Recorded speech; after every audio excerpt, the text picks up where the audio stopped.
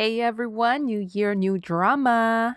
We kick off the year with a brand new hot topic all about Migos beefing with the truth. And then Steph kicks off year 19 of the millennium with the Michael Jackson saga part 1. Stay tuned.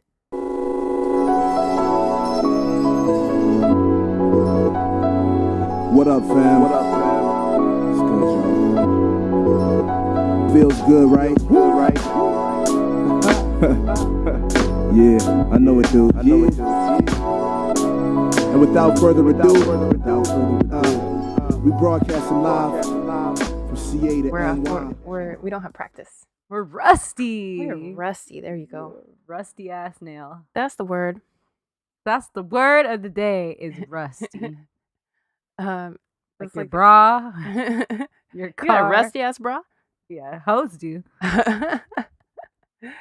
I was telling Tiff I bought like this see-through shirt yesterday, and I thought like, oh, for when I go out or whatever, you know. Mm-hmm. And then I was thinking, oh, I'll wear it in Vancouver when we all go out. And Joel was like, you're gonna wear a fucking see-through shirt in Vancouver when it's like negative fucking Yeah, a hoe never gets cold. Yes, that's what Tiff said, man. She was like, it's okay, Steph, a hoe never gets cold. I started dying.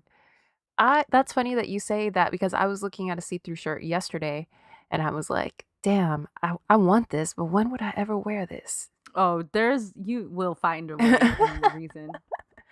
It's like a bodysuit. Oh, that's cute. Yeah. So the one I bought was like, it was at Macy's, okay? So first I went to Ross, and Ross is awesome because I bought like 5 things for like $40. Hell yeah. But then I went to Macy's and it pissed me off because I liked 2 shirts. One was the see-through one, and that shit was like $80. What? I know. And then I liked this Ralph Lauren button-up, but for work, but it was $90. And I was like, see, this is why I should only shop at Ross. And the girl you gotta go the other way. Like, that's why. Yeah, like start at Macy's, then go to Ross. No, you can't start at Macy's and then pretend that all this shit at Ross is good. That's how I do it, dude. Then I'll I'll like slowly make my way down the food chain, and then I'll be like, well, I gotta get this. Yep. Why the girl ringing me up was like, "Yup, see," and they be telling us to wear their brands, and I'm like, "Are you gonna pay me more?" Hey. Do they get a stipend or something, right? They get a discount, and yeah, I think they have to wear their clothing. So yeah. I'm sure their discount is solid too. I think. Remember, my cousin Charlie used to work at Nordstrom. I think. He used to get a hella discount. That's a good ass job too. I know. We need to go back to Nordstrom. Shit. Immediately. Hold on. I'm gonna tweet that we back. We back. We ballin'. I was looking at our Instagram all sad. Like, should I post something? Like, what should I do? What are you wearing tomorrow? I have no idea. I haven't even thought about shirt? it. No, definitely not that. Fuck. I totally haven't even thought about it. Because it's like a winery, right? You don't want to be like... You don't want to be like fucked up. Yeah. Yeah. It's a little cold out there. Wear like slacks. Yeah, it's cold. Ugh. Yeah, I'll probably do like blouse slacks combo. Blouse and slacks. You are classy as fuck. I got so many slacks, dude. Spending too much time at Macy's, dude. Forget where you came from. Never forget where you came from, bitch. Ross. What's the one that's even worse than Ross? Like Fajas Paredes. Fallas Paredes. Fallas Paredes. Yeah. Yeah. R.I.P. The one in Santa Ana on 4th Street just closed down. Oh, what? Yeah, Santa Ana's getting hella gentrified, dude. That's why I went to that coffee shop and they were like, we make our almond milk in-house. And I was like, go fuck yourself. Low-key, I heard that Whole Foods was testing this thing where you can go and like pump your own almond milk. And I was like, yes. Well, whatever I sing, that's what I really mean. Like I'm singing a song. I don't sing it if I don't mean it. Okay, so you know what we've been forgetting to do lately? What? Fucking introduce ourselves. Oh. What up? My name is Steph, aka Ross Queen. AKA the Macy's Master. Hey yo, what up? My name is May. They call me Fallas Paredes on the street. And together we're the drama club. AKA the OG oat milk girl. Steph is making fun of me because I drink oat milk now. What the fuck is oat milk? I don't know, because you can't milk an oat. Milk and oat. That's what I'm saying. I got a nipple fucker. You gonna milk me? Yeah, dude. I remember when almond milk started being a thing. My cousin Rosa was like, "How do you milk an almond?" Yeah, like all crazy. You know, but that I get, like coconut milk, like you could squeeze it. I drink a lot of almond milk currently, just because like I would just rather, that's like one animal product that I could easily cut out of my life and it's nothing. You know what I mean? I don't like milk, and almond milk I actually like the vanilla. The vanilla one, that's the one I drink. Yeah, but it is like terrible for the environment. Oh, like, it is? Yeah, like it's like you might as well drink milk, bitch. Like I might as well eat like 3 cows, basically. I will. I'll take that challenge. So that's why I started getting into oat milk, which is pretty good. I'm a fan. All right. Well, jury's still out on where that fucking milk comes from, but yeah, I know. All right. Should I tell you? We were talking about it in the group chat with our homegirls, and then our homegirl Tiff was like, I want to incorporate more oats into my diet. I was like, what? Dude, he's so funny, dude. All right, Steph, you got a hot topic? I do have a hot topic. Okay. All right, so this is kind of late because this happened on December 16th, but May didn't know about it, and I don't think it got like that much play. Okay. I was just hyped on it because I like because hip-hop. of the players, yeah. Yeah, and we like hip hop, so right. Okay, so Migos was on the cover of XXL's 2018 winter issue. Okay. And they said that Migos is the biggest rap group ever to exist, and that the biggest group in the world to ever exist, rap group, and this is because they can do individual and they can go as a group. I'm gonna let you finish that, but they never heard of Wu-Tang? Okay, or like literally anybody? Like, yeah. All right, go on.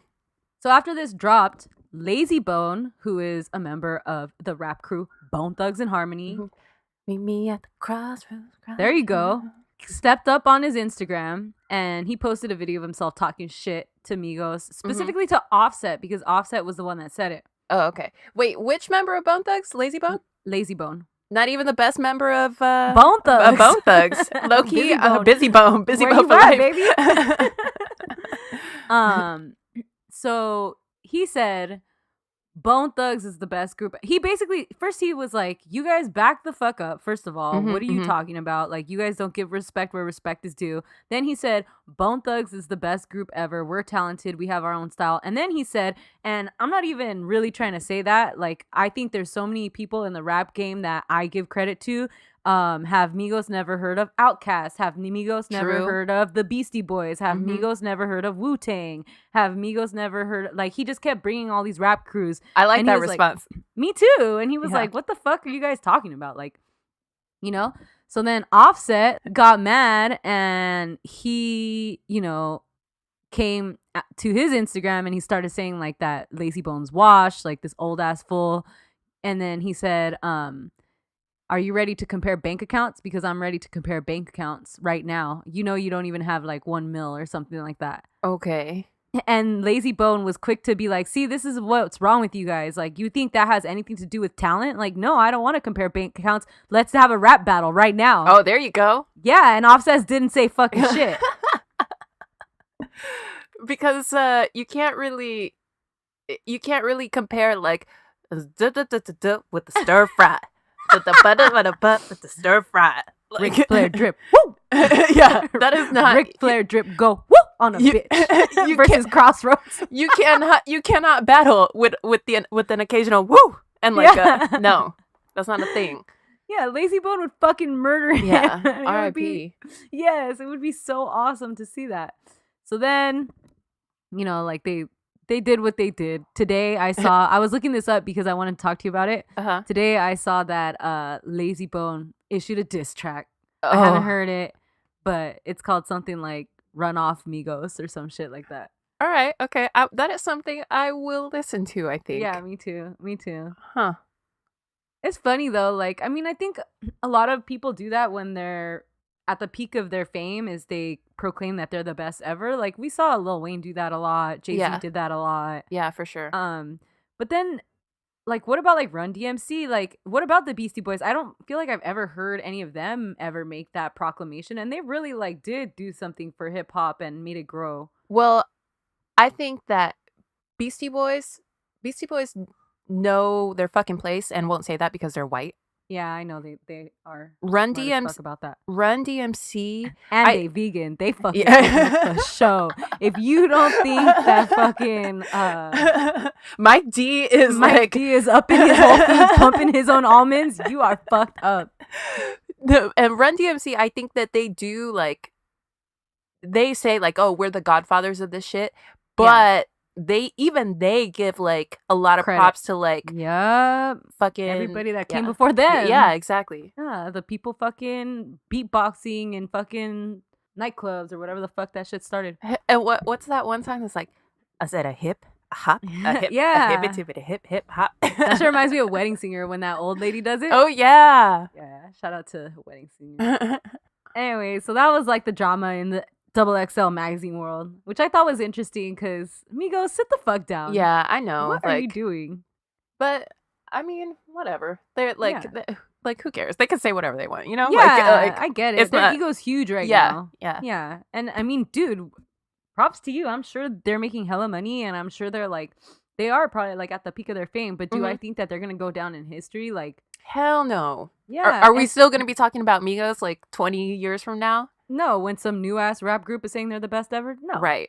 Yeah. Are they going to have any sort of like defense to be like, no, you're not? No. Right. So then I was looking at their accolades because Migos actually, their albums did go platinum and stuff. Mm-hmm. But so did Bone Thugs. And Bone Thugs Crossroads like won so much shit. Yeah, I bet. That they won Grammys that year. Mm-hmm. Like that song really like brought them over to like the mainstream and really showcased like a deeper sense of just like rapping for rap's sake or whatever the fuck. And you know, I was gonna say that Bone Thugs did sort of invent or at least like bring to the mainstream a certain kind of rapping, like that sort of like fast rapping. Jay-Z did it too though. Yes, but then I was gonna say like, oh, at least, you know, they kind of innovated. But then a lot of people are biting Migos style though, so they I guess they did sort of right now innovate this weird style. It's just not my cup of tea. Right, exactly. I think we might be like aging ourselves. Older. Yeah. No, I know. No, I do like Ric Flair drip though. Yeah. But do I think that shit is like important? No. Just to me, Ric Flair drip. Go. Woo!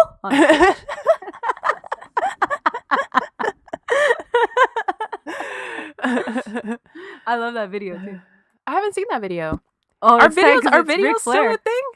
Fuck yeah, dude! I went to this ghetto bar in Pomona like 2 weeks ago with Howell, because this fool was like, "Let's go to there's this good brewery in downtown Pomona," and we went to go have a beer, and then he was like, "Oh, let's go to like there's a lot of like little clubs right there and shit. Like it gets kind of popping." So we started walking around, and we walked to like this bar with a DJ or whatever. They were showing videos like on the wall while he was DJing. Yeah. It was pretty cool, and they played that one, Ric Flair drip. That's pretty cool. Yeah. I like music videos. Yeah, I just like, you know, used to come home and watch music videos. Yeah. I used to, before school, watch like an hour. MTV had like an hour block of music videos. Yeah, that's my shit. But I just feel like I can't remember the last time I was like, gotta watch this music video. Ariana Grande is probably Thank You Next. Oh, yeah, that's true. Mm-hmm. I was really the last one, before you mentioned that, I was thinking like maybe Bitch Better Have My Money. Oh, yeah, that's... Because everybody was talking about it. I was like, oh, okay, gotta go watch this video. Yeah, that one was good too. What's gonna happen? What's gonna happen when your voice changes? Just change. You gonna be able to stay singing? Yeah. All right, guys, we don't do this often, but we usually don't do this, but yeah, let's not bring up that motherfucker. Like murder, she wrote. Today we're doing sorry. We are doing part 1 of a 2-parter. And I feel like we've been teasing this since we started the podcast, but we are doing Michael Jackson. Got a light-skinned friend, look like Michael Jackson. Oh, That's oh man. Steph is R.I.P. doing Kanye. the dark skin Michael Jackson, and I'm I doing the light am. skin Michael Jackson. I am. Oh, I didn't even think of that. Wow. I am. So I was thinking this could have a drinking game. What? Every time there's a plastic surgery mentioned, take a shot. Oh shit! You'll be fucked up by the end of this. Every time there's a Shamon, take a shot. I watched so much Michael stuff, it made me all sentimental and sad. Aw. So for my part, I was going to watch This Is It, but that's like the last of his life. That's the end. So I didn't. I watched a documentary called Michael Jackson, Life, Legacy, and Death. Mm-hmm. I watched Martin Basher's awful interview Living with Michael Jackson, which I couldn't finish. I watched Michael's famous Oprah interview from 1993. Looked at all the People magazine articles, all the Wikipedias. All right, cool. I didn't watch the Oprah interview because I figured that was on your half. Yeah, so I wanted it's to like be early. surprised. Yeah. Yeah, it's pretty good. I thought we should have watched the Angela Bassett movie, but I didn't have time. I didn't see that ever. You've never seen that? They No, used to play that shit like all day on like Sundays on VH1. It's called Michael Jackson, like it's called The Jacksons, The American Dream or something. Oh man, I used to watch the Temptation VH1 movie all the time. Oh yeah, that one's it good. was always playing. Yeah. I can't remember who played Joe Jackson. I think it was like Lawrence Fishburne or something like that. Oh shit! Did you just see Lawrence Fishburne filed for divorce What? from his wife of like 23 years? Damn, that's crazy. I know, and I never think of him. It's weird that you brought Oh him my up. god. Yeah. My dad met Lawrence Fishburne in a Korean spa one time. I'll tell that story if we like maybe an afternoon delight. All right, guys. Michael Joseph Jackson was born on August 29th, 1958 in Gary, Indiana. Mm-hmm. His It's weird father- that he was born in the 50s. right? You know? Like Yeah. he just seems like some of a different time. Like Yeah, 70s. Yeah. I feel like he was born in like 1970. Yeah, right. And then he immediately started singing and shit. Just out the womb. Yep. Jamon! Jamon. As soon as he came out the womb. Spinning. Came through spinning. Oh my gosh. All right. His father, Joseph Walter, aka Joe Jackson, was a steel worker at U.S. Steel. Joe was a boxer in his youth, and he also performed guitar with an R&B band, the Falcons, in Damn. small paying gigs. Yeah. Dude, he was this is like neither here nor there, but a factory worker used to be able to support 9 family. children. Yeah. Fucking 9 I mean, or however barely, many. but- Barely, but still, you know. But still, no, those jobs don't exist anymore. Yeah. Yeah, it's bullshit. His mother, Catherine Esther Jackson, was primarily a homemaker, but she also worked part-time at Sears to supplement their family's income. Ooh, I like that name, Esther. Me too. It's pretty. Esther's Kitchen. Shout out Esther's Kitchen in Vegas. That restaurant is good. Hell yeah, pasta game on point.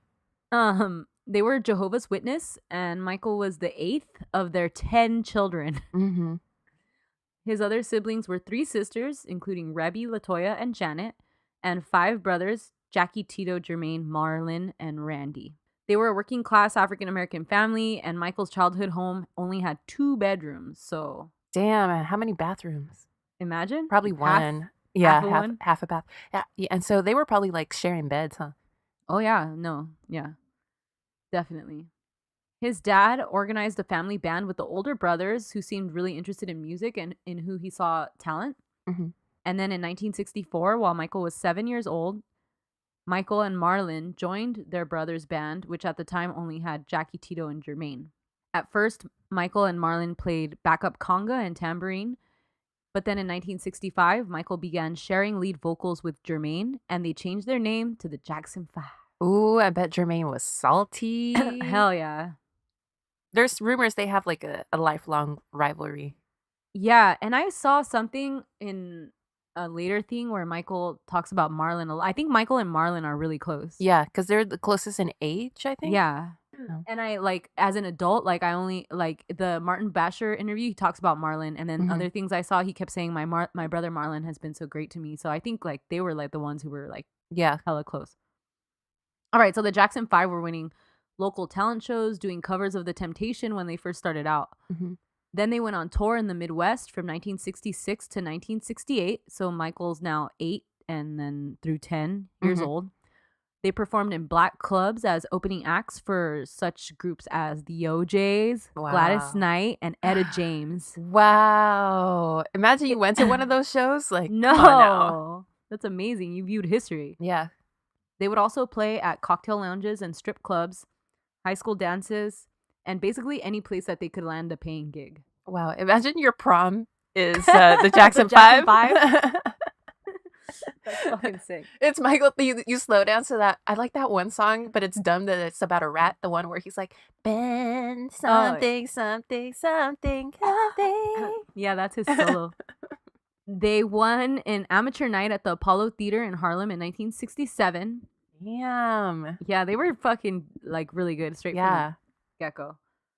Michael said during these tours he would share rooms with his older brothers, and he often overheard them several nights having sex with women. Ew. He was just a little baby. Yeah, he's a little ass baby. And he said that the girls would come into the room and be like, "Is that little Michael? Is that little Michael?" And he could hear them, and he would just like turn around and like be all scared. But low-key, that fucked him up. Oh yeah, no. Like, the for life. whole thing has fucked him up. Yeah. Michael had a strained and turbulent relationship with his father, who often beat his children. Mm-hmm. Joe also allegedly verbally abused Michael and criticized his looks, including his nose. And Michael talks about how Joe would comment on his nose all the time. And as we know, Michael has issues with his nose. Yeah. Did you see anything about LaToya said that she was sexually abused by him? No. Yeah. Really? Yeah, but she's kind of gone back and forth on it a couple times. LaToya's interesting, dude. Like, I don't know much about her. Right. Is she the oldest or? No, she's like the youngest. Rebe, I think, is the oldest. LaToya's like one of the younger ones, but she always felt like sort of left out, and she was always trying to reach for fame, and it never quite, like, she posed for Playboy and like. Yeah. She's interesting. She might need her own episode. Really? We might be able to get her on the podcast. Well, I did read that Catherine is supposedly like getting more and more ill. Near death. Yeah, I read that too. And the pups are in her, like, she's their guardian, right? Yes. A blanket at least. I don't know if Paris and Michael are Prince or whatever. Are they're already over 18? Paris is. I think Prince. No, they both are because Paris is younger. Okay. Yeah. So a blanket. Her and TJ, which is another one of the brothers. Her grandchildren. Oh, okay. Michael claims that Joe was physically and emotionally abusive throughout their constant rehearsals, and he would sit in a chair with a belt in his hand, which he would use if they ever fumbled a note or missed a dance step. Michael says he would throw them against the wall, hit them with whatever was around. And the Jacksons' practice schedule was like having a full-time 7-day-a-week job. So basically this is constant from their dad. Right. That fucking sucks. They're all kids. They're fucking kids. They're really little, especially Michael. Yeah. And Marlon. Yeah. Michael said he and his brothers would try really, really hard to please their dad in practice. And his dad would always tell his brothers, do it like Michael does it. Do it like Michael does it. So it made him extra nervous. Yeah. And they were all super nervous and scared of their dad. And imagine, Michael says that, like, he didn't get it as bad because he was the example, you know? Like, because he was good, yeah. Because he was good, but he got it really fucking bad. So imagine how, like, Jermaine got it. Yeah. Fuck. Michael also said that he was always really hurt that his dad wouldn't allow them to call him dad or daddy. They were forced to call him Joe. And so in that Martin Bashir interview, he says, like, I never let my kids call me Michael. My kids call me daddy or they call me dad. That's cute. I call my parents by their first name. I know you do. That's fucking weird. I always thought that was weird. I call my mom mommy, which is like, I guess it's mommy. Yeah. Yeah. That's pretty normal. Yeah. Yeah. What do you call your dad? Dad or daddy? Papi. When I was like maybe really little, I used to call my dad daddy, but I think that it's like weird now.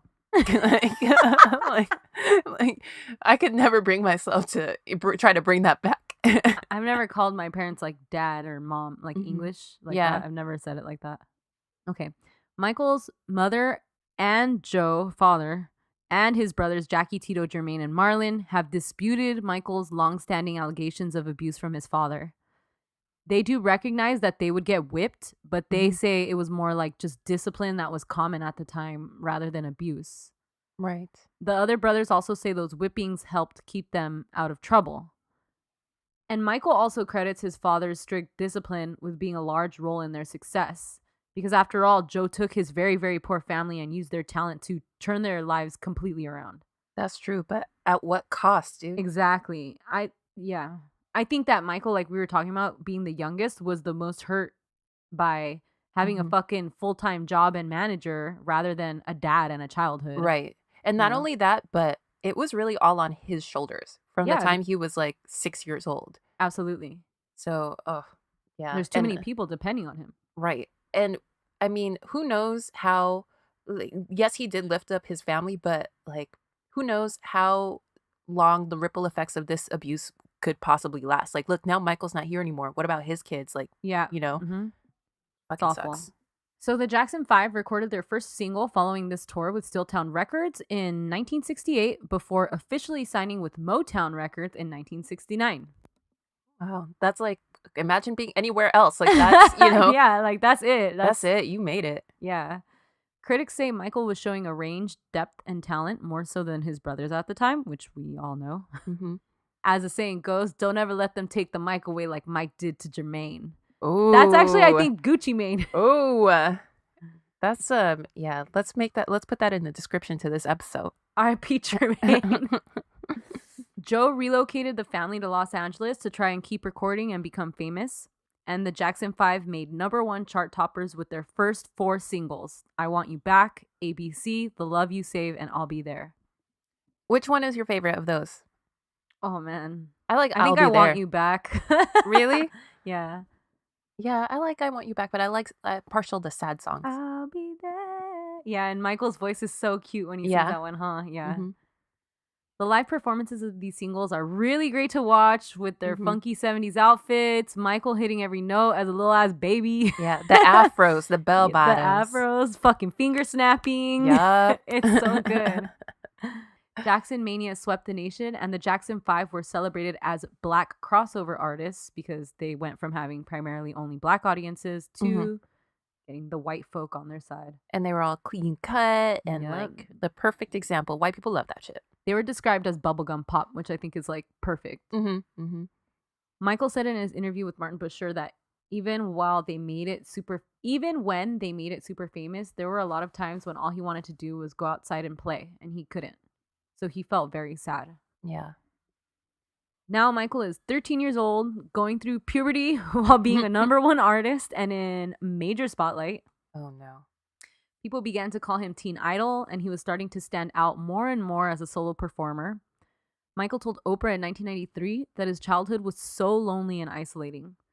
He was very self-conscious about his looks growing up in the spotlight, saying that his dissatisfaction with his appearance kept him up at night and gave him nightmares. No way. Because he was super self-conscious, and then he'd have to go on stage and perform in front of huge audiences. And he says, like, all I wanted to do was hide, but I couldn't.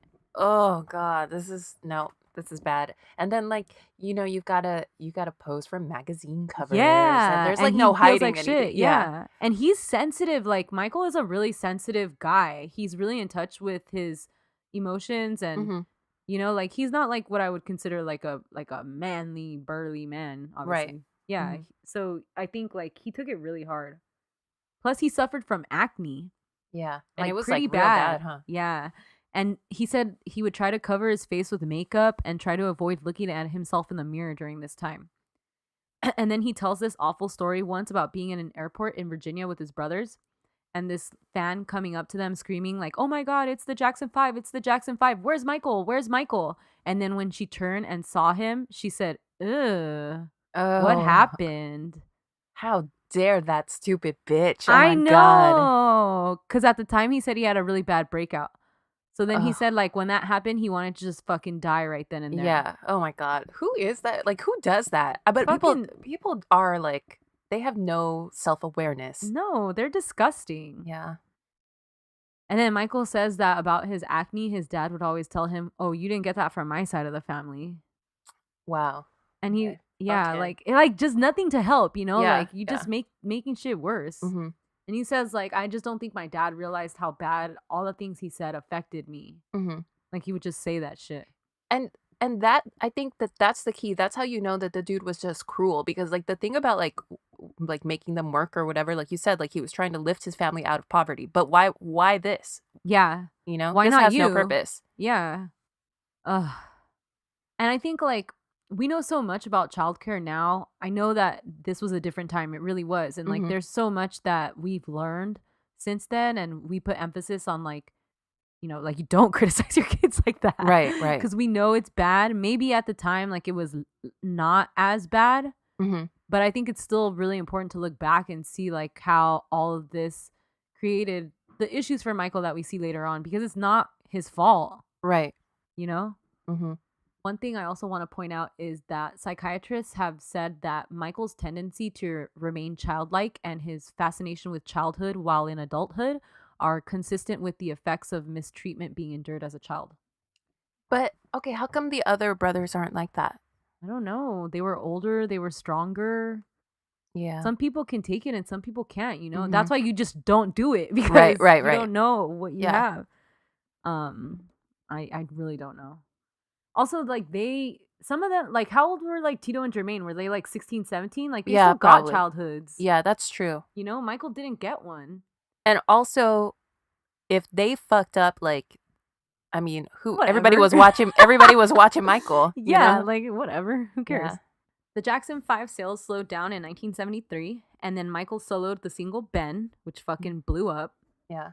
Then in 1974, Jackson 5 performance of a song Dancing Machine while on Soul Train showcased Michael doing the robot dance, Oh, yeah. which then led to the robot dance being popular basically from then till infinity. The only dance I know how to do.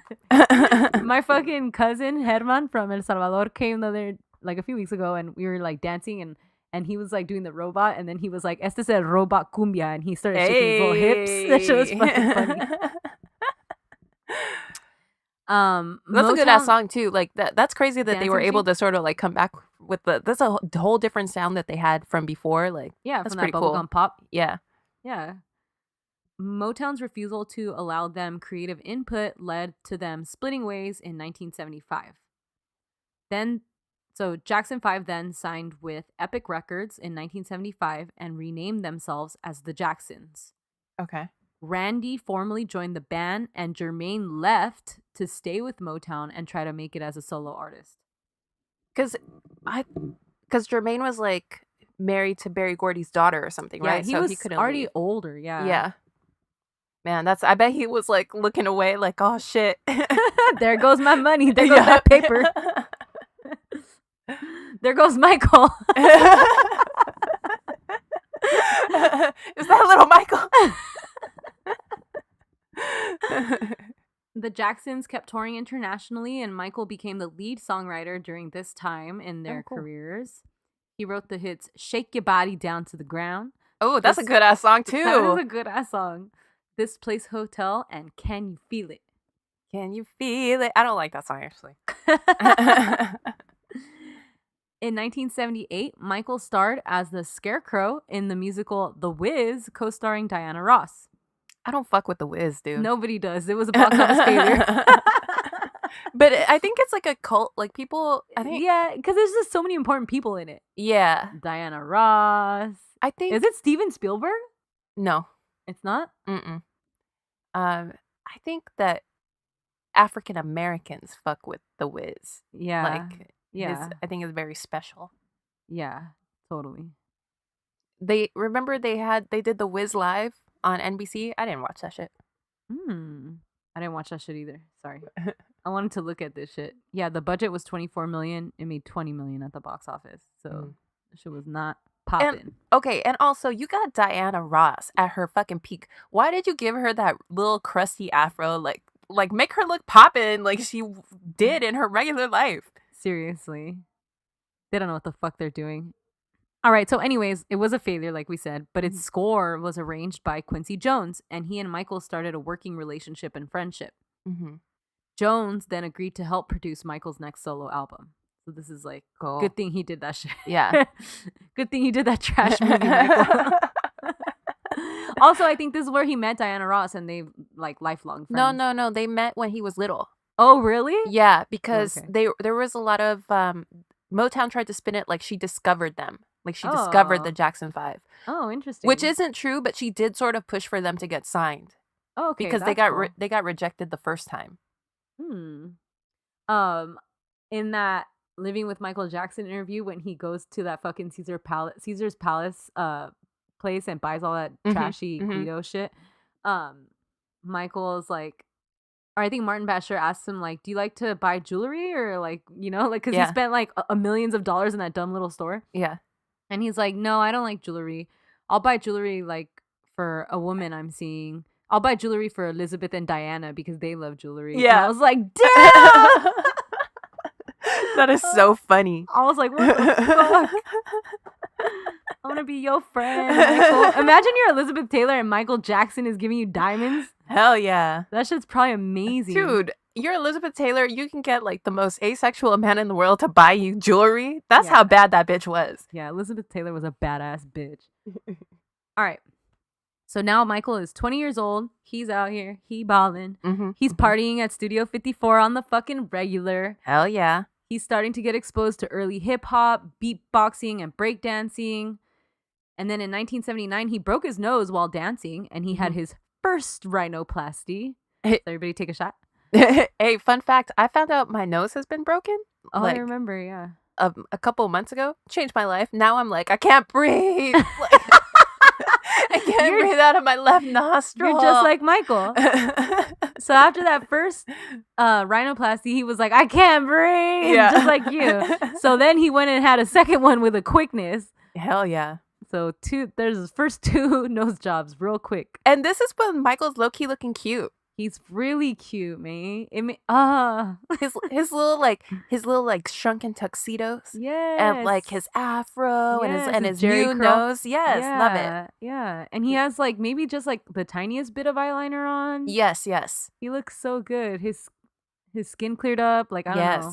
Yeah. He was looking good. Dude, okay, I was telling Steph when we were researching Michael that it was crazy that Crazy Days and Nights doesn't have a whole lot of info on Michael. But the one thing that he does say, NT Lawyer says, is that in Studio 54, a whole bunch of guys there while Michael was partying there tried to get him to lose his virginity with like some of the girls that were partying.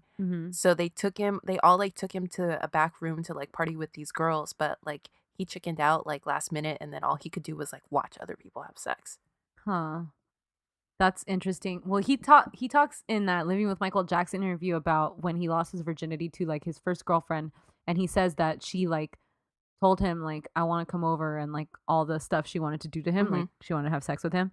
And Michael's like so mortified, even just telling the story. He's like so cripplingly shy about it, and like I just don't think he like developed like through puberty the way that's exactly it, the way like we all did, you know, like, I mean, you talk about sex whatever, but like he literally like couldn't, like he was like childlike about it, like just shy, and like he can't talk about it. And he talks about how he was like mortified when that girl was gonna come over. Well, that girl was Tatum O'Neal. Tatum O'Neal, and that was his girlfriend. But they didn't actually have sex that time. No, they didn't. Right? So yeah, because he couldn't do it. He like really couldn't do it. And then Tatum O'Neal later says like it wasn't gonna happen. He's just not. Yeah. He can't. Yeah. Which is weird. She needs like a long ass episode too. She can have multiple parts, but yeah, she can. Oh, I wish Lisa Marie would talk more about him, May. Like oh my god, like I want to know so bad. Like I know it's not my fucking business, but I want to know. Like I know. Because she seems to have been so close to him. Anyways, we'll get to it. Yeah. All right. So then Michael Jackson released his 5th solo album in 1979 entitled Off the Wall. This is my favorite Michael Jackson album. Oh my god, me. It was low-key probably the only one I would like that I love. Because the other ones have like good songs on them, but like this is the one that I love with my heart and my soul. Thriller is good from beginning to end. There's no bad song on Thriller. That shit's crazy to me. Just Off the Wall is just more my style. It's more disco. Like disco-y, yeah. Okay, so Off the Wall was produced by Michael and Quincy Jones. The album established Michael straight up as a solo performer and transitioned him from bubblegum baby pop star to adult star. The album went straight to #1, and he collaborated with a few of his brothers on it, Rod Temperton, Stevie Wonder, and Paul McCartney. Off the Wall was the first album to ever generate 4 top 10 hits in the US, including Off the Wall, She's Out of My Life, Don't Stop Till You Get Enough, and Rock With You. Hell yeah. It sold over 20 million copies worldwide. He won 3 American Music Awards, 1 Billboard Award, and Grammy Award for Best R&B Vocal Performance. Wow. Despite the commercial success, Michael thought that this album was going to be bigger than it was, and he was hungry for more success. That's crazy. Like, you have this huge ass success and you're like, what the fuck? Yeah, 1 Grammy. What the hell? Don't Stop Till You Get Enough is the fucking best music video ever of Michael just dancing in front of a first generation green screen. Yep. And his little tight tuxedo. Yeah. Yep. He looks so cute. And it's like so cute because it's so like, you know, it's not choreographed. Like, he just got in front of the green screen and he's dancing. And it's so fucking good. There's no gimmicks. There's nothing. No. It's just like him singing and dancing his song. There should be more videos like that. There should be more videos like D'Angelo, How Does It Feel? It's just somebody getting head. It's like straight up getting head. Oh my god. The album's success also led to the 10-year partnership of Michael and Quincy Jones. From 1981 to 1983, Michael began recording with Queen frontman Freddie Mercury, including the songs State of Shock, Victory, and There Must Be More to Life Than This. They were intended to come out as an album of duets. Duets. I like that. Duets. Is that how you say it in French? Yeah. But Freddie and Michael didn't get along. Freddie didn't like that Michael was weird and he brought like a llama to the studio, and Michael didn't like that Freddie was a drug user. Sounds like a match made in heaven. They should have merged those two things together. Make your llama do coke. So peanut butter and jelly, baby. Freddie, what? Why are you doing that coke, Freddie? Then Michael's 6th album was the album to end all albums, Thriller. Yes. It released in late 1982. It won 7 Grammys, 8 American Music Awards.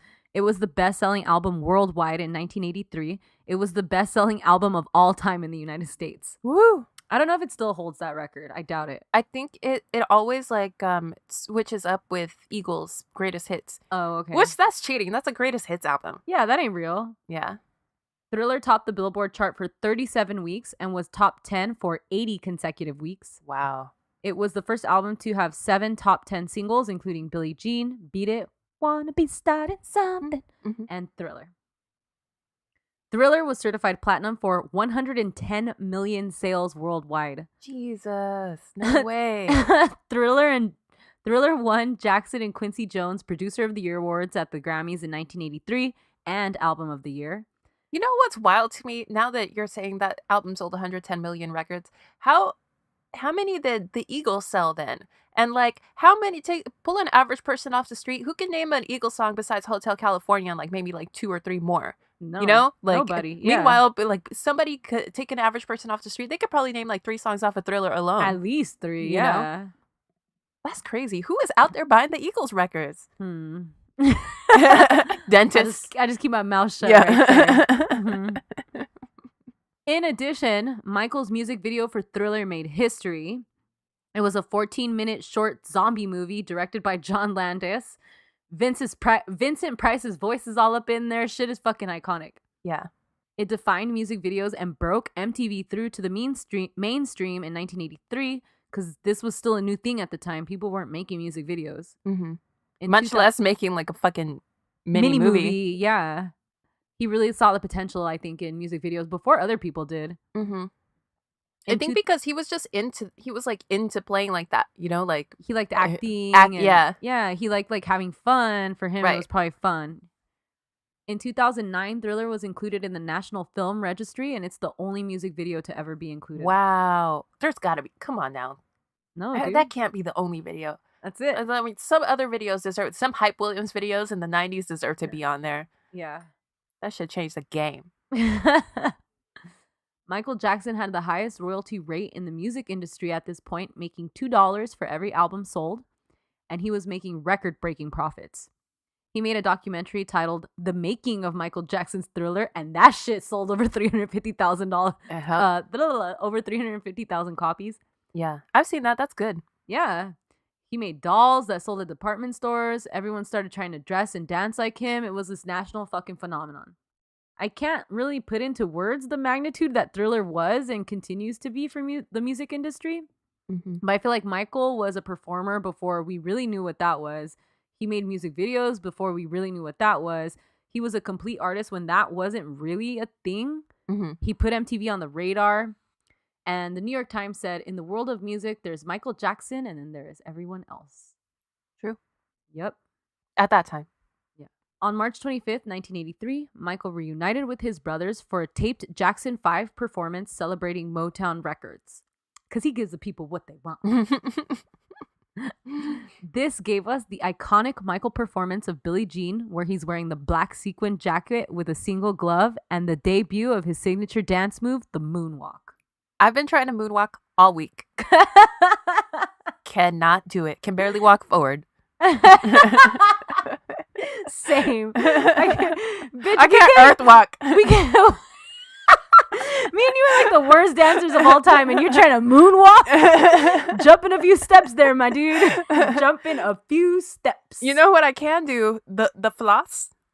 What the kids are doing? I can do that shit. I'm gonna choke. Allegedly, Michael only agreed to do the Jackson 5 reunion special if he was gonna be allowed a solo performance as well. Yeah, he's so fucking smart. Yeah. This performance of him doing Billie Jean immediately drew comparisons to the Beatles on the Ed Sullivan Show because everybody knew they were watching history. This was like a huge fucking thing. Mm-hmm. People said everybody understood that night that we watched something extraordinary. And remember back then, it's not like we had like a million channels like we do right now. Hell no, like, everybody watched that shit. Everybody watched it. Yeah, your grandma watched that shit. Yeah. Your parents, families. After Michael did the moonwalk, everybody said he basically became magic at that point. Like, he was superhuman. I bet that if the things that happened later in his life hadn't happened, like, we'd say his career was defined before and after the moonwalk. Yeah, seriously. You know? Yeah. In November 1983, Michael and his brothers secured a $5 million promotional deal with Pepsi, breaking records for celebrity endorsements. Michael suggested turning his hit song Billie Jean into a little jingle for Pepsi, and this led the public to interconnect his music to Michael, to Pepsi, and his tour all in one. Yeah. So he was like marketing genius. Yeah, for sure. On January... I was going to bring that up in my section, but I think that people seem to forget how smart he was at business and stuff. Yeah. Which, like... that makes it a little hard for me to buy the fucking Peter Pan bullshit. Me too. Because, like, you're not making moves like that if you're a child, if you're, like, this innocent, like, I don't know. Oh. Yeah. Yeah. I really liked, I watched part of, like, the making of Thriller, and they show him in the studio with Quincy Jones, and I think it was John Landis who's telling him, like, I don't want to mess with your song and all this stuff, but, like, you know, like, Vincent Price is like a historically like horror film like voice. Like if people heard that, they would know like the vibe we're going for. Like, what do you think about having him say a few things? And then Michael didn't know who that was, so he watched like some movies, and then he was like, no, let's get this guy on my song. Like, he's so smart. Like, he understands. I don't know. He's just like, because other people would be like, fuck you, don't touch my song or whatever. Right, you know? exactly. Like, they got an ego and shit. And they would be like, that old motherfucker from like 40 years ago? Fuck that. Who gives a fuck about Vincent Price? Yeah. On January 27th, 1984, while filming a Pepsi commercial, a set of pyrotechnics accidentally lit Michael's afro on fire while in front of a full audience. This caused second-degree burns to his scalp, and Michael was rushed to the hospital. That is so fucking scary. Sad. Yeah. He had treatment to hide his scars and had his third rhinoplasty shortly after. Michael's lawyer and a lot of people say that this began Michael's use of pain medication, which we see then throughout his life. He has like a narcotics issue. I'm sure he needed it, but he did, yeah. But I mean, there's a thing; those, you get addicted to those. Yeah. Well, we did it, guys. We solved the opioid crisis. Thank you, Steph. You'd be surprised. You'd be I sounded like a surprised. troll out right there when I said that shit. That's the thing. Like those, you get addicted to those. This is your girl from Downey. You've been spending too much time. You've been spending too much time in Santa Ana. I am. What the fuck? All right. Michael and Pepsi settled out of court for this incident for $1.5 million. That's not enough. I don't think he really cared, though. He immediately donated the full amount to the Brotman Medical Center in Culver City, where he was treated. I think he didn't know how bad it was. Really? I mean, who would have known Yeah. how much this would have affected him for the rest of his life? Yeah, you know? for sure. I think also, like, he had a working relationship with Pepsi. I think there's a lot to consider. But yeah, it's definitely not enough. That place's burn center is now named after Michael Jackson. My mom worked there for a little while. Oh, really? Mm-hmm. All right. Michael then re-signed with Pepsi in the late 80s for a reported $10 million and for financial support for his next world tour. Dude, Pepsi got all the good endorsement deals. They had Madonna. They had Beyonce. They had Britney. Remember that one with Pink, Britney, and Beyonce? Yeah, and David Beckham? And Enrique Iglesias. Yeah. Yeah, Pepsi's awesome. Anyways, yeah, they later used, like, Pepsi really started that whole thing with Michael, and then they used, like, look how good that we did with Michael to bring in other pop stars like May was talking about. In May 1984, Michael was recognized for his humanitarian work by President Ronald Reagan and was invited to the White House. He wore this sick-ass red sequin jacket. Michael allowed drunk driving campaigns at the time to use his songs for free, and he donated a lot of money to alcohol and drug abuse charities. What drunk driving campaign is appropriate? Like, what song is appropriate to use on a drunk driving campaign? Thriller! Ben? Thriller didn't have an official tour, but Michael went on a world tour in 1984 with his brothers doing both solo and Jackson 5 performances. I bet he was pissed about that shit. I bet he did that. I was going to say, like, I think he just did that to help his brothers out. Yeah, he 100% did. Yeah. Pressure from his dad, probably. Yeah. From the whole family. I've never heard him talk about that, but, like, that's the only reason I could. Why the fuck is there not a Thriller tour? You know what I mean? Like, why are we pumping the Jackson 5 in 1984? You guys are washed as shit. Yeah, they're still performing fucking Dancing ABC Machine and shit. Yeah. Like, we're done, bro. Did they let Jermaine come? Michael was like, you have your mic back. Who was it? I always feel like somebody's watching me. Who, that's not one of the Jackson brothers. No, it's not. It's like a cousin or something? Or is it like Berry Gordy's son or something? It's Rockwell. Rockwell, right? Who's that? He's like related to them somehow. It was like a favor. He did a favor to somebody. I want to say he's Berry Gordy's son. Yeah, you're right. Yeah. Mm-hmm. That's so funny. Our benevolent, problematic fave Michael Jackson just throwing a bone to fucking his brothers, to Rockwell. Just whoever the fuck. You want to use Billie Jean? Go ahead. You don't give a fuck. You know how much money I got. Ronald Reagan, you want to look at this red jacket? Nancy Reagan, here's a diamond necklace. Go ahead. Go have some fun. Freddie Mercury, you could keep that llama.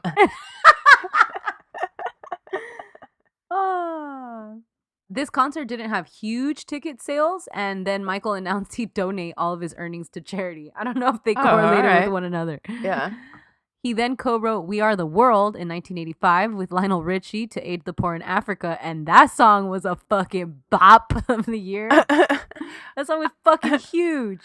I actually don't like that song. I don't either, but it was fucking gigantic. But I like the video. Yeah, me too. The song earned $63 million for famine relief. What? And was one of the best-selling singles of all time, including winning 4 Grammys. What? Just some little shit he did probably on a Sunday afternoon with Lionel Richie. Allegedly, Michael became very interested in the music publishing business once his buddy Paul McCartney told him he earned about $4 million from other people's songs. So Michael began investing into publishing rights into songs that others had written around this time. Mm-hmm. His most famous acquisition were the rights to most of the compositions recorded by the Beatles through ATV Music Publishing. Paul was offered the music catalog for $40 million, and allegedly he asked Yoko Ono to split the cost with him. But Yoko thought they didn't have Venmo back then, so they were like, she was like, Yoko thought they could negotiate, so she didn't come to an agreement with Paul. Like, I think they couldn't, like, she thought maybe we could get it for cheaper. Then they couldn't get it for cheaper. Then she was like, nah, I don't want them. And then Paul was like, well, I don't want to be the sole owner of the Beatles song. So he was like, no, I'm good. I don't want to purchase them. So then Michael was able to finalize his purchase on August 10th, 1985. But see, like, I understand why Paul was sort of salty about that, because let's say I have a boo, right? And like, he's not my boo anymore, but I'm like, I don't want him. I'm not going to be like, you can have him, you know? But Michael says that like his team confirmed that Paul was okay with the purchase. Like, he says that lots of times. I don't know if that's just something he's saying now out of his ass. I don't know. Yeah, because then Paul was salty about it, right? Yeah. Yeah. Because obviously they were going to sell to someone. I just think that Paul was like, damn, dude, like, my friend. My friend. You know, like, yeah, I get it. Like, go to somebody else, but... And Paul was the one that told him, like, hey, I'm making money on the side doing this shit. And then he was like, well, let me just buy up your shit then. Right. Paul should have, like... just done it. Why he should have just done it. But I get it. It was a lot of money, though, especially in, like, the 80s. $40 million for him to come up with $40 million would have been hard as fuck. And he's emotional about it. Yeah. Like, it's a whole fucking thing. Yeah. Just the emotional part of it. Maybe that. Like, if you're really my friend, like, could you, like, just step aside from this? Because it makes me feel some kind of way. Right. In the mid-1980s, Michael's skin began to appear paler, causing a lot of media coverage. People often speculate that Michael bleached his skin. However, according to one of his billion biographies, Michael was diagnosed with vitiligo in 1984 and lupus. While vitiligo partially lightened his skin, the lupus made him sensitive to light. So Michael was naturally becoming a little lighter because he was just avoiding the sun. And then allegedly, the treatments for his conditions further lightened his skin, and Michael applied a substantial amount of makeup to even out the blotches. His appearance changed dramatically throughout this decade, and the skin pigmentation change is really the first huge thing that we saw. The nose kind of crept up on us, because I think the nose was slow, and then all of a sudden it was like, oh, fuck. Like, right. You know, when you look back, you're like, oh, shit. When I was little, I was so... baffled by his skin. Me too. Like, I didn't get it. He was so confusing to me. I was like, how is he white now? Yeah. Yeah.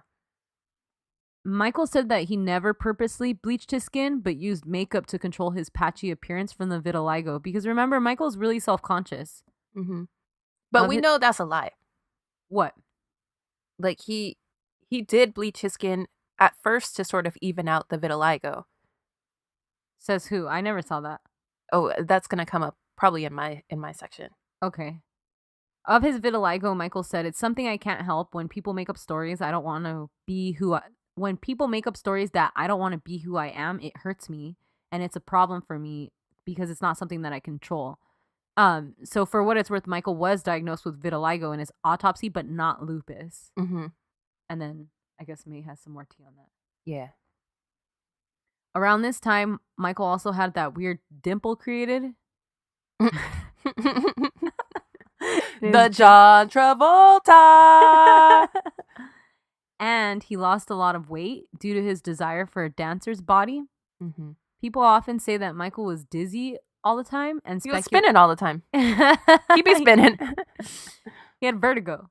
Vertigo and vitiligo. That was the name of his mixtape. That shit didn't drop, bro. People speculated about whether or not he suffered from eating disorders, and weight loss is something that he, like, you see him like gain and lose weight later in life too. Michael denied a lot of his other plastic surgery and said people shouldn't believe that kind of stupidity in the media. Michael blames the media a lot for a lot of stories and stuff. But he also like planted a lot of stories. Yep, that comes out right now. So in the mid-'80s, Michael also became the subject of crazy sensational reports. In 1986, stories came out that he slept in a hyperbaric oxygen chamber to slow the aging process. Allegedly, Michael disseminated the story himself, although it was untrue. He then purchased a chimpanzee named Bubbles from a laboratory, and the media started saying he was detached from reality. Again, Michael kind of like egged it on. Like he didn't plant that one, but he like egged it on. Right. Reports then came out that he tried to purchase the bones of the Elephant Man, and Michael wouldn't deny it in the press. He saw all this as an opportunity for publicity. He was of that old school, no press is bad press, all press is good press. Yeah, that's the Ball brother form of publicity. Yep. Publicity also. I hate that shit. Dude, I saw a couple years ago, I saw a thing on TV that was about Bubbles. It was like, Bubbles a chimp. Where is he now? Where is he now? It's true. He's like at a sanctuary somewhere. Oh, that's cool. It's crazy he outlived Michael, but they got LaToya to be on it, and she went to visit him. And she was like talking to him, and she was like, Bubbles, I missed you. I know that Michael's looking down on you and shit. LaToya will do anything. Let's call LaToya, dude. Yeah, let's do it. Anybody have her number?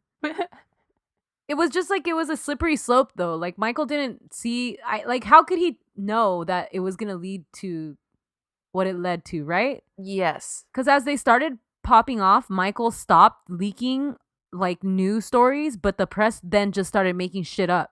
Right. And they nicknamed him Wacko Jacko. And it was also an era where you could still, like, if you were a powerful publicist or something, you could maybe control Stop some sort of shit? Yes. Yeah. Whereas, like, I think that as time went on, and obviously now you can't control that shit, but No, whatever's out there is out there, and that's that. right. Yeah. I think that maybe he was still under the impression that he could sort of control the media in some way. Yeah.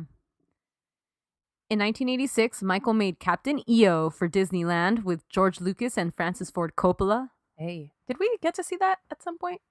I've Right? seen it lots of Yeah, times. no, but I mean when they brought it back. Yeah, I've seen it when they brought it back. I think we saw it with Yeah, Tiff. we saw it, right? Yeah. The $30 million attraction played well into the 1990s, all the way up until 1998. And then following Michael's death, it's now returned at Disneyland. Although I don't know if it's still there. I don't think it's still there. Oh, okay. That shit's sick. They should Yeah, it's keep pretty it. cool. Because the one they replaced it with was fucking dumb. It was like for kids and shit. Yeah, but I mean, you don't really want Michael Jackson and kids. I don't know. You know, it's inappropriate. After a 5-year hiatus, Michael came back out with his next solo album, Bad. Mhm. Who's bad? There were 9 singles, including 7 chart toppers: Bad, I Can't Stop Loving You, The Way You Make Me Feel, Man in the Mirror, and Dirty Diana. I don't like. This is when I'm like really against his look. Like he has that The like leather jacket and the jerry curl. that long jerry curl mullet. I don't like that. And like Yeah, I the don't like white V-neck shirt, shirts. V-neck. Somebody was saying in one of the biographies I watched, I don't remember, it was somebody from Rolling Stone that was saying, like, I remember when the song Bad came out on the radio, and I was like, oh, because, you know, he tries to change his style every album. And she was like, oh, you know, like, I was like, oh, how's he going to pull this off? Like Michael Jackson trying to be bad. Yeah. But then the music video came out, and like, he gives it his all. Like, his performance is so fucking good. And she was like, oh no, he could do this. he could fight Wesley Snipes. Yeah. Fun fact. This is also like he's a. Oh, I don't want to interrupt the fun fact. Never mind. Go ahead. No, go ahead. I was saying that the songs are a little more sexual too for the Yeah. first time. Like Yeah. Dirty Diana. I like that song That's a lot. that's a jam. That's a bop. Yeah. All right. Fun fact. Bad was originally written to be a duet. I was going to just say regular, and then I fucked up. A duet with Prince. Ooh. But Prince backed out because he said, that shit is not fair for me to star in a music video doing a dance-off with Michael Jackson. Yeah. Damn. The world was deprived of something there. I know. Meanwhile, Prince did probably that same year do a duet with Madonna, which is her worst song. Like the world did not need that. The album Bad sold 45 million copies worldwide, and he won basically everything all over again. It was best-selling album worldwide in 1987 and 1988. He went on a Bad World Tour on September 12th, 1988, and finished January 14th, 1989. Damn. So he was on tour for a long-ass He time. was gone. Jackson broke a Guinness World Record when 500,000 people attended 7 sold-out shows at Wembley Stadium. Whoa. Michael gave Princess Diana and Prince Charles £300 for the Princess Trust based on the sales from those shows, And he gave baby Prince Harry and baby Prince William custom bad jackets. Wow, I wonder if they still have them. I know, man. I was totally thinking about that. You think Harry showed that to Meghan Markle? Like, look, when she sure. gave her the tour of the palace, and this Yeah. is my Michael Jackson jacket. Yep. Michael performed a total of 123 concerts while on this tour. Damn, that shit was never ending. No, that's way too much. His estimated earnings in 1989 were $125 million. Elizabeth Taylor publicly called him the king of pop. President H.W. Bush designated him as Artist of the Decade, and he was at the peak of his fame. In March 1988, Michael purchased 2,700 acres of land near Santa Ynez, California, for $17 million. There, he began to build Neverland Ranch, which included a Ferris wheel, carousel, menagerie, movie theater, zoo, security staff of about 40, etc., etc., etc. Wow. In 2003, this property was valued at over $100 million. The house was a children's paradise intended to allow Michael to enjoy what he believed he missed out in childhood.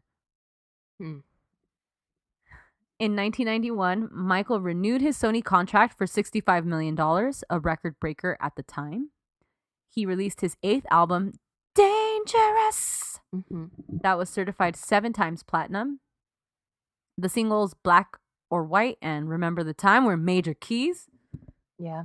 I like that style, the style that he has on that album. Remember the Time is probably my favorite Michael song. Remember the Time is probably in my top 5. Yeah. I remember because I we like had Dangerous a lot too. We had a VHS of the music video when I was a Oh kid, my god, man. and I used to watch it over and over. It's just so it had good. it had Remember the Time, and it also had black and white, but I would kind of like not watch black and white. Yeah, me 'cause too. Black and Remember White's the whatever. Time is like So fucking Yeah. good. Oh my god. I remember in Remember the Time when he like drops to gold or whatever, I would get scared. I'd be like, where did he go? do you remember there was like a viral Twitter thread that went viral like maybe a year or two ago where somebody was talking about how disrespectful Michael was in like the King's Palace. He was like talking about Eddie Murphy like he's doing that in front of your woman. Like, how are you gonna turn to dust in my house? Dude, Iman, Eddie Yeah. Murphy, Magic Johnson. Yes, it's so good. Yeah. Dangerous also has that In the Closet, which I fucking love. Yeah, Naomi Campbell. Yeah. Even though that video's not that good. It's- They don't have chemistry. sexual chemistry. Yeah. So by this time, Michael was pretty much completely fair-skinned. Mm-hmm. And the media was really all over this. Like, the media is always talking about Michael's skin and his appearance because now he's, like, flat ironing his hair. Mm-hmm. And so he looks more, like, feminine. Ooh, I guess this is a good time to bring this up, though.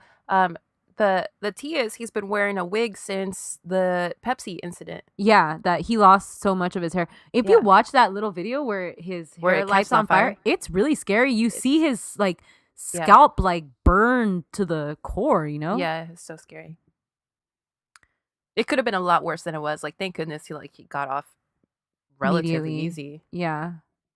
Around this time, we also see Michael start to wear pretty heavy eyeliner, and his nose is pretty thin and sharp angled, which we see pretty much for the rest of his life. It gets Mhm. worse, though. Mm-hmm. He's still rocking a Jerry curl, though. A little Just bit. let your soul go. In 1992, Michael founded the Heal the World Foundation, which brought underprivileged children to his Neverland Ranch to enjoy the property and sent millions of dollars around the world to aid children threatened by war, poverty, and disease. Pepsi donated $1 million towards Michael's foundation. The Dangerous World Tour began in June 1992 and grossed over $100 million. Wow. Michael performed 70 concerts, and he sold the broadcast rights to HBO for $20 million, which is the largest deal for a tour broadcast to date. Wow.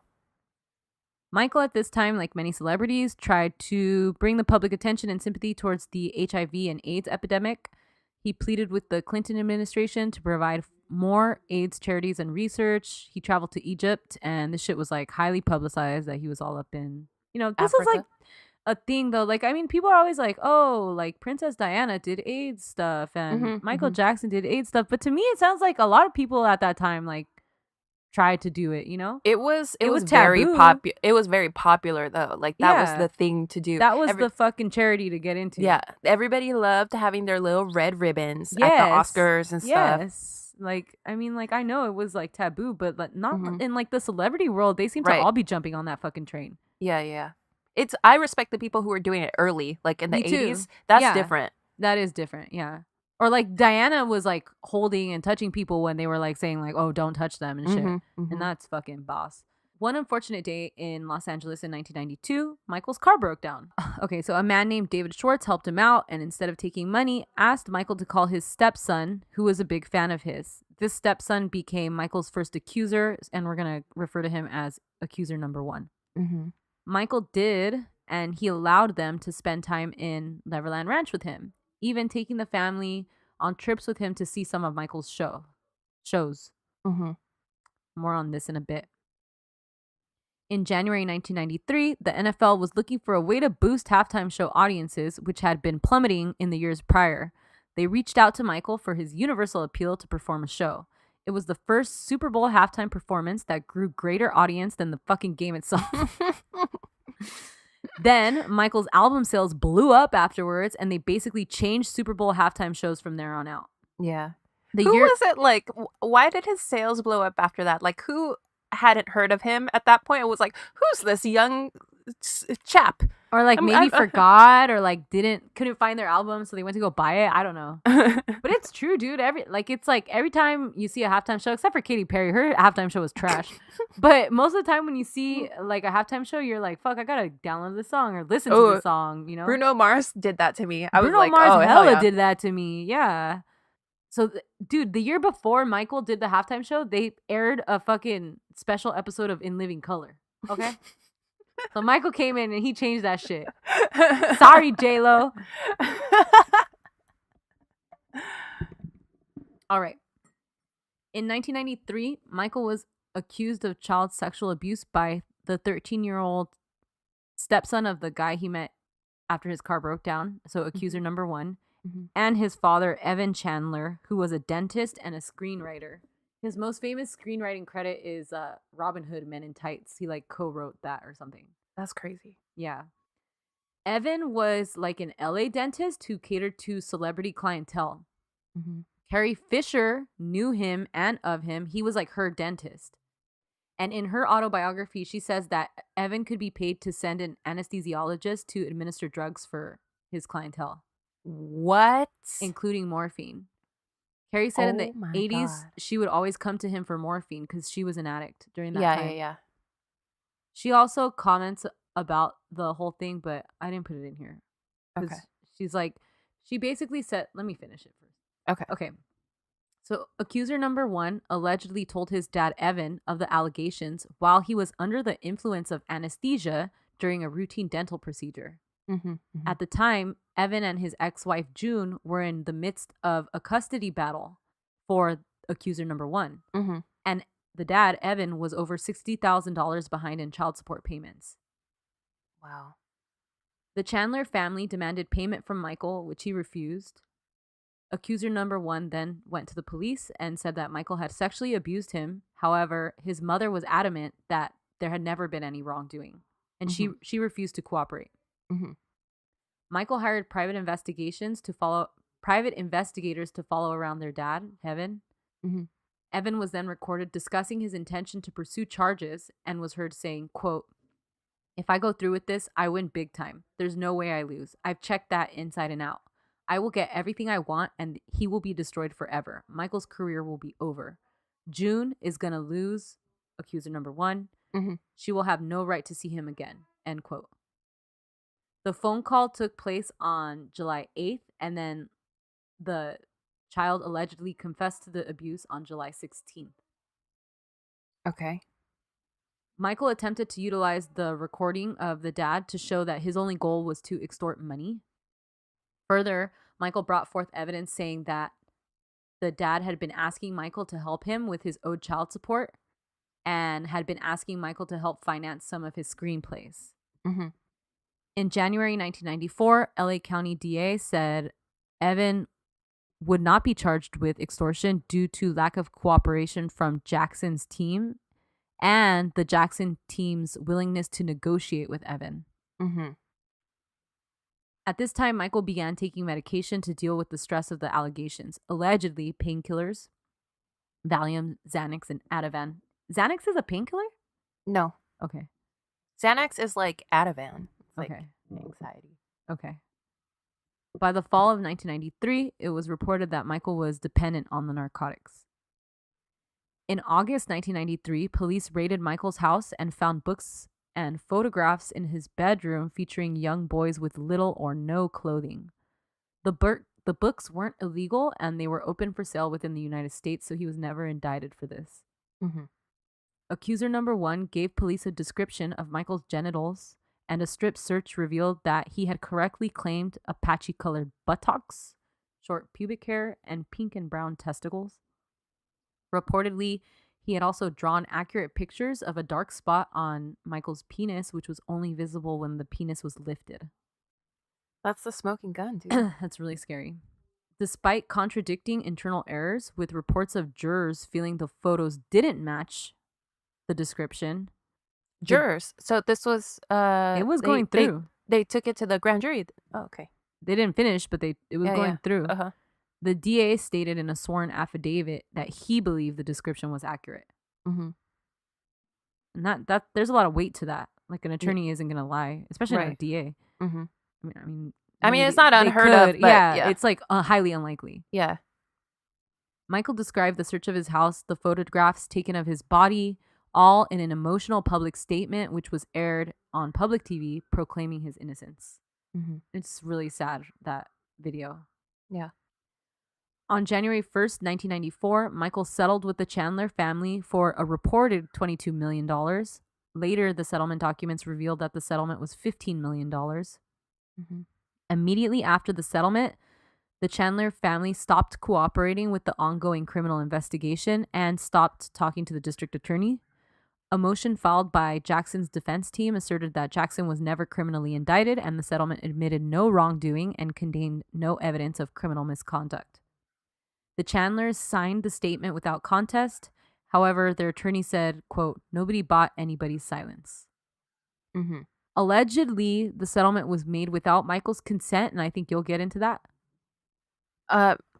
No, I don't get into that because in his interview with Diane Sawyer, he says that he told his people, like, whatever it takes to finish, like, give him money, like, whatever, just end it. I thought that in the second round of investigations regarding similar things, that Michael said, because I think that the DA in the second round tried to say, like, look, he settled that one or whatever right away to show, like, a pattern. Mm-hmm.